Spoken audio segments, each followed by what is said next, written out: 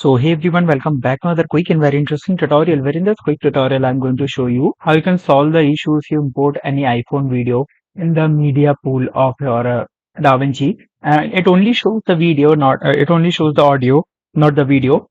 Now there's a quick fix for that. That means your system does not support HEVC video codec. Now in order to get that codec, just simply open any of the browser on your system, and here you need to search for HEVC extension. Just simply make sure that you're connected to internet as well.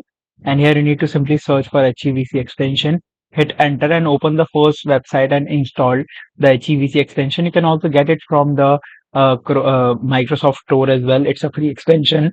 So just simply search for it. And once you get the extension, just simply go back to your, and once you get the extension, just simply come back to your DaVinci and import the video again, and you'll notice that your issues will definitely get solved. Alright, so that's it for this tutorial. I hope this video will be helpful for you. Make sure to hit the like button and subscribe button for more such helpful and interesting tutorials. See you in the next one. Take care.